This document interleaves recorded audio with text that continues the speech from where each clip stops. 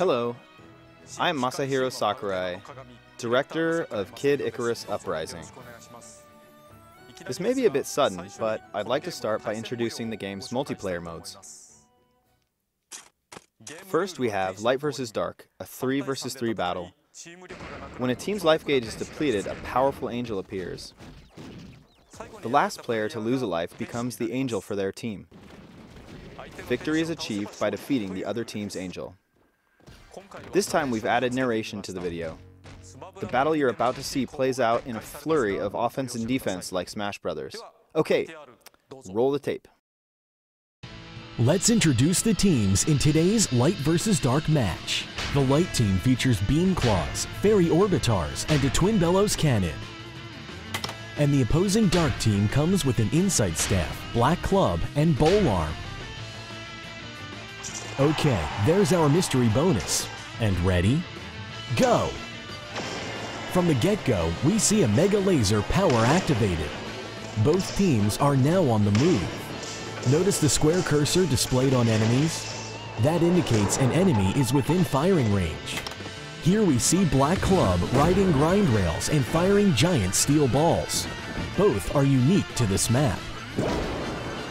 It looks like Beam Claws is trying to get in close on the Bowl Arm.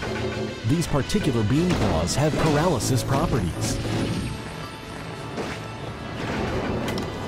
And the Black Club has been turned to stone, but he takes advantage of the chaos and defeats Beam Claws. When you're defeated, the team's health diminishes according to the value of your weapon. Activating super speed, Fairy Orbitars quickly advances on the opponent.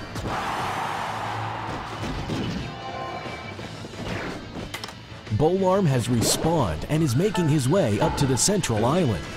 Twin Bellows Cannon sees an opportunity to attack. We see him knock his opponent off the edge with authority for an easy defeat. With their team health depleted, the Dark team is now slightly behind. But Bowl Arm has returned for revenge, bringing the two teams even. Here we see the Insight Staff on the run. Beam Claws takes note and pursues. Beam Claws can't find him, and there he goes. He's left the scene. It is definitely in the Insight Staff's best interest to get distance on opponents. But Beam Claws takes advantage of excellent foot speed to close the gap. An opponent on a grind rail is an easy target. When your team's health is exhausted, your team angel appears. The team who defeats the opponent's angel wins. Beam Claws has been inflicted with darkness. He's temporarily blinded. He's activated a super speed power to escape the darkness. Now the Insight Staff uses Playing Dead. He escapes the scene invisible, having pretended to die. Meanwhile, Fairy Orbitars is on the receiving end of a lethal melee combo. This brings the team health to 0, which means Fairy Orbitars will appear as Pit. Notice that the team health bar is replaced by the Angel's health bar. He's in good position now to use an explosive flame power. Engulfed in flames, Bowl Arm is robbed of his health, defeated, and will now become Dark Pit. Both teams' angels are on the playing field. Pit has been poisoned. Both teams are trying to protect their own angel while defeating the opponents. Here we see the Insight Staff zoomed in for a sniping opportunity. He's looking for Pit and lands a shot. Dark Pit is taking damage from a fierce claw combo, but a Black Club shot saves him. If you're an angel, your health will decrease slightly when your teammates are defeated. The flames have worked down Pit's health to dangerous levels. He's barely hanging on. Meanwhile, Dark Pit is hiding on the central island. But here comes Beam Claws. Beam Claws turns a slash into a brutal combo. Dark Pit has been knocked off the edge. The Light team wins, courtesy of a fine finishing combo from Beam Claws. Beam Claws is awarded with a mystery bonus, a virus power. And a burst blade is awarded as well. Thanks for tuning in, everyone. How was it? It might seem a bit chaotic at first, but it's a lot of fun once you get the hang of it. While it didn't appear in the battle you just saw, I'd like to tell you about an item called Daybreak. Collecting all 3 of the Daybreak parts will create an ultimate weapon capable of firing a single super powerful shot. The Daybreak can turn a battle around in an instant, so collecting all 3 parts can be a key to victory.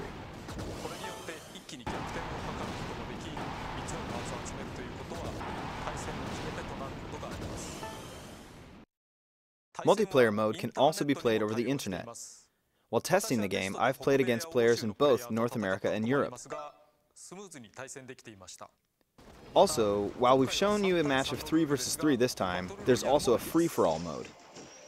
The 3 elements that decide victory in this game are weapons, powers, and items.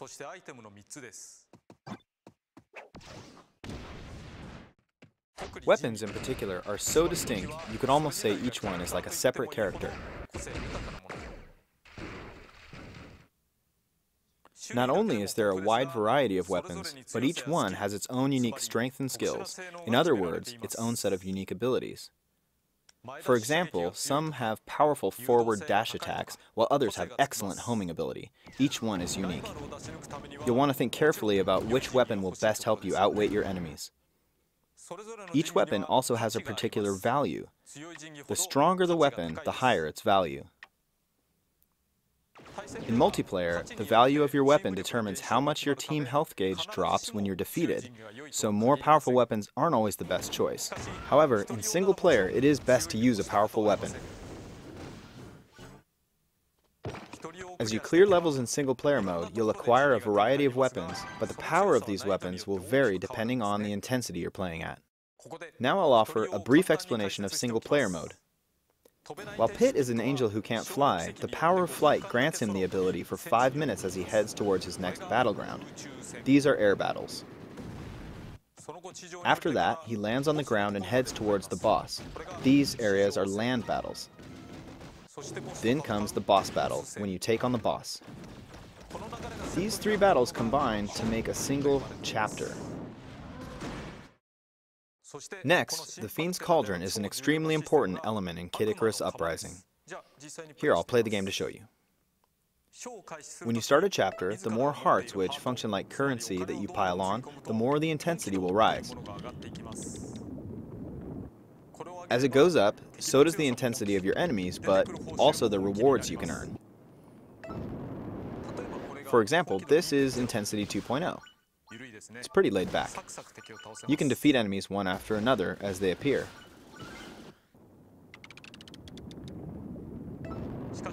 But if you set it to 9.0, the enemies are incredibly strong. This is tough.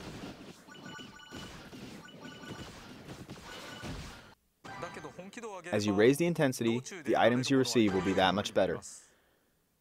And you won't just get better weapons, you'll earn more hearts as well. But if you lose all your health, the Fiend's Cauldron tips over and some of your hearts will spill out. If you choose to continue, the intensity level will automatically decrease, so you'll be able to clear the chapter if you keep at it. But the strength of the weapons you earned will drop, and you'll also lose whatever hearts you wagered. In other words, while you want to avoid tipping over the Fiend's Cauldron, it's best to clear chapters at the highest intensity that you can manage.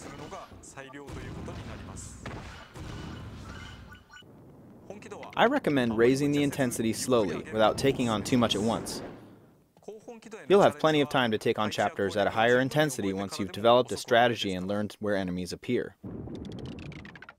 Additionally, you can lower the intensity as well. At 0.0, you're basically invincible, but you have to pay hearts. Now let me give you just a couple of tips for air battles. Basically, if you fly in a large circular pattern, you can avoid most of the enemy shots. You'll be fine if you just rotate continually like this and shoot without overthinking it. But when you raise the intensity level, this tactic won't be enough to keep you safe. At times like that, I recommend taking a break from shooting. When you're shooting, most weapons slow you down by about 75%. So there are times when it may be better not to shoot. There are some weapons, like claws, which are naturally faster, and orbitars that don't slow you down. Using a club is another option. Its reach may be short, but by just swinging it around, you can knock enemy shots back where they came from. And when all else fails, you can always use a special attack. Next, let me introduce the powers we saw earlier in the multiplayer match. These are limited-use special abilities you can take with you, and they can be used in both single-player and multiplayer modes. In single-player, though, you'll only use them during LAN battles. Touch the icons in the bottom left corner of the touchscreen, or use the plus control pad to select and use them. When deciding which ones to bring with you, you'll have to fit them into a panel. It's a bit like packing a lunchbox. They come in all shapes and sizes, so you'll have to fit them in well. Once you've chosen the powers you want, you can tap a button to autofill the rest. In multiplayer, you can create weapon and power sets in advance, so you'll be ready to jump right into battle. I should mention, there are other ways to get new weapons. One of the more distinct ways of getting them is through fusion. Here you can combine two weapons to produce one with even greater power. When fusing weapons, some of their attributes and skills can be carried over. For example, you could fuse a short-range weapon with a long-range bonus, or create a weapon that particularly excels at melee attacks. The game also uses Street Pass functionality. Using Street Pass, you can create items called weapon gems. Weapon gems will be created from the weapons you have, and you'll exchange these gems with other people as you pass them. Creating weapon gems won't actually cause you to lose weapons. You can use the gems you got from people to fuse weapons, or receive the weapon in the gem, but this will cost you some hearts. You can also grind weapon gems up to earn a few hearts. Additionally, we plan on sending out one weapon seed per day via Spot Pass. Finally, let me show you what comes packed in with Kid Icarus Uprising. First, there will be 6 AR idol cards. When you scan them, you'll receive character models called idols, and you can even make them battle. The cards you'll receive are decided at random, so it might be fun to compare cards with your friends. And there's one more thing, the Nintendo 3DS stand. This is it. It's a simple stand, but it's handy for games such as this that use the stylus and circle pad simultaneously. Of course, the stand also allows you to use only the stylus, or hold the system with both hands while keeping a clear 3D image. The stand can also be conveniently folded down, making it quite compact. You can, of course, play Kid Icarus Uprising like this, so choose the playstyle that works best for you. Also, I plan to explain more about the ideas behind multiplayer mode and the Fiend's Cauldron in Iwata Asks. The game launches March 23rd, and I hope you're looking forward to it. Thank you very much.